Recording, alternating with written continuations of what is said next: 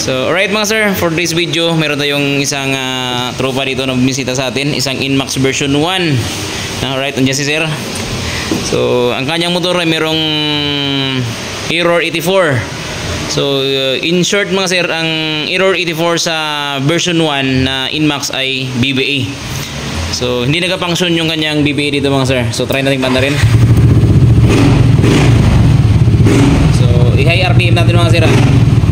Check nyo kung papalo ba yung kanyang BBA. Actually yung BBA ay gagana yan siya every 6,500 RPM sa mga Inmax, lahat ng naka BBA.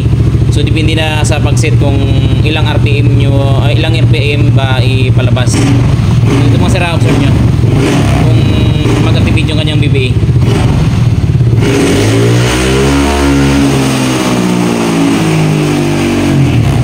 So hindi nag-activate yung kanyang BBA. So check natin dyan sa loob. Actually ang unit ni sir, ito patayin muna natin sa mga sira. So actually yung unit doon ni sir ay napalitan na to siya ng BBA. So di ba sir, andito yung dati mong BBA? Okay, anak. Pinalitan ko sir, tas pa rin. So ito yung kanyang BBA mga sir. So it means ang unit ni sir ay baka walang problema yung BBA mismo. Baka andun sa wire kasi nagbalit na siya ng bago. Subalit mayroong Error 84 pa rin.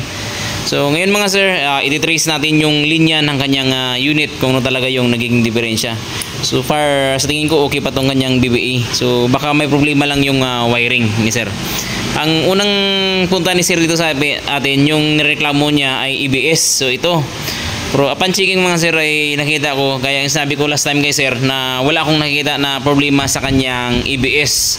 So ngayon, ito talaga nagpakita na yung totoong problema is kanyang BBA. So ito mga sir, i-check muna natin kung ano yung kanyang problema. So ito patunayan natin na BBA talaga yung naging problema. Gamitan natin ng scanner. Ito mga sir, laking tulong kasi ito kung paano natin malaman kung talaga yung naging issue ng unit.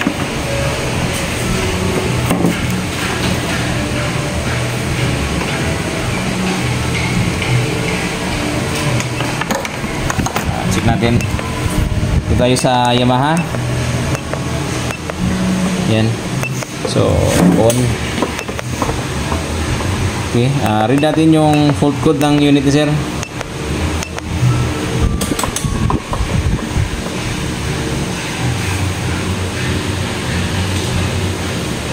Ayan, so Error 84, TORS control condition stock throttle valve by siya. So by icing. Actually mga sir, pag Error 84, yan yung tatawag natin na BBA. Yan siya. Yan, so TORS Error 84. So check natin ulit mga sir, buksan natin yung BBA nya. So ito nakapagpalit na pala si sir ng kanyang dating BBA. So baka kuwan lang to siya, wiring, kasi nagpalit na siya ng bagong BBA, hindi pa rin ayos yung naging problema ng kanyang unit. So baka andun na to sa wiring. So check natin isa-isa yung wire ng BBA.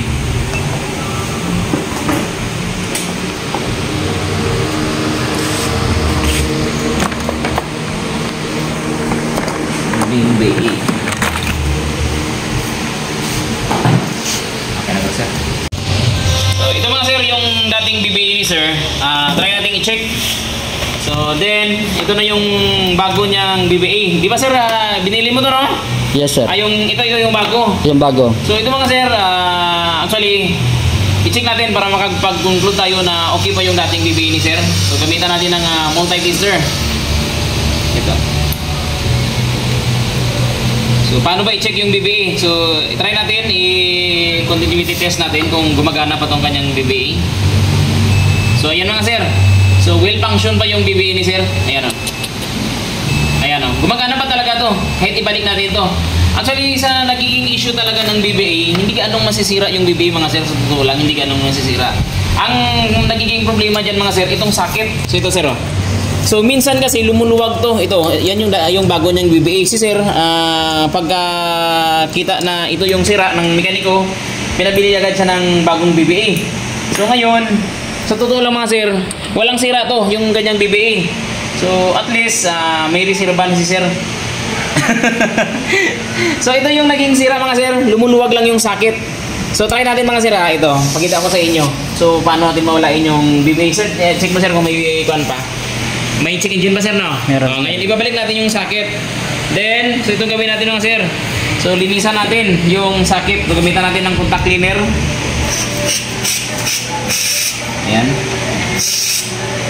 Linisan lang natin. So antayin mo natin matuyo. Ayan. Antayin natin matuyo.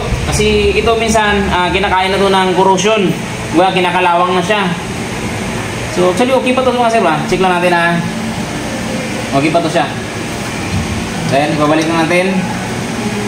Lumulawag lang talaga to. Ayan. So, ito sir, check natin kung mawala yung kanyang BBA. Alright, mandarin natin. Ayan. So, dyan pa yung check engine. Observe natin.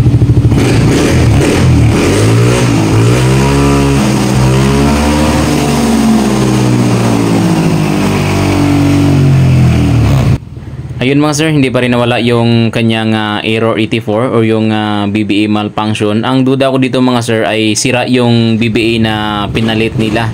Kasi ang sabi ni sir sa akin, yung BBA daw na bili niya ay surplus lang. Dito mga sir, nag-decide na ako na ibalik yung dati niyang BBA kasi upon checking ko kanina, will function ba yung kanyang dating BBA or yung stock. Mga sir, naayos ko na po yung linya nito. Wala namang problema at nalinisan na rin. So far so good naman yung linya. Ang problema lang talaga mga sir ay sira yung kanyang BBA. At dito pinalitan na namin. So ito na mga sir, pinalitan na namin yung BBA ni sir. Ito bagong bili pa to ni sir na BBA. Subalit binalik ko yung original na BBA talaga. Yung stock niya. Kasi na-check ko yun, mas maganda pa yung maganda pa yung palo niya or maganda pa yung function niya. So ito mga sir, pinalitan na namin, bagong bili ni sir to. So ito ngayon, try natin i-check. Yan. So observe nyo mga sir na wala na yung error 84. Yan. Si Inmax version ng kasi mga sir, pag na-detect niya na ayos na yung kanyang problema, automatic i-reset na yung kanyang error. Yan mga sir.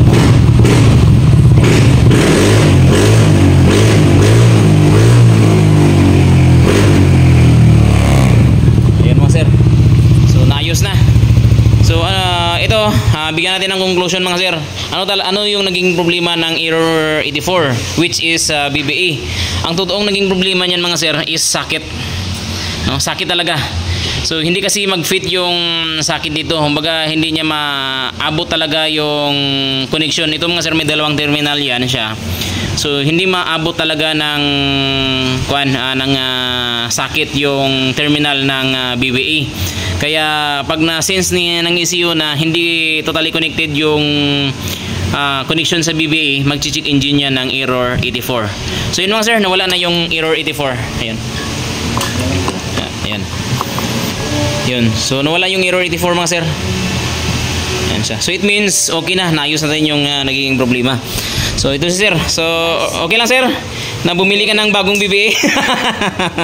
Sige lang, actually ganito talaga. Pag hindi ka natapat sa tapat na mekaniko, ito pabilhin ka ng mga piyesa. Actually mga sir, yun, binalik ko yung original niya na BBA. Tinanggal ko tong replacement. Kasi mas maganda pa yung mas maganda yung original talaga. Hindi talaga nasira ang BBA. Honestly mga sir, hindi nasira ang BBA. Ang nasira, ang nagiging problema lang dyan ay yung kanyang terminal or socket mismo. So yun lang mga sir. So ito, kaya nung nakaraan pumunta sir sa akin, ito paayos niya yung kanyang EBS. Upon checking mga sir, will function yung kanyang EBS system. Kaya di ko talaga ginalaw yung kanyang motor. So alam ni sir yan, no, na di ko ginalaw yung unit niya. Kasi sigurado ako mga sir na hindi sira yung EBS ni sir. Kaya yun pala, nag-check engine siya. So hindi pa talaga nag-occur ng mabuti yung kanyang check engine dahil hindi pa talaga bumigay yung terminal ng kanyang BBA. So ngayon mga sir, nakita na talaga namin kung ano yung nagiging problema. Right mga sir, BBA yung nagiging problema.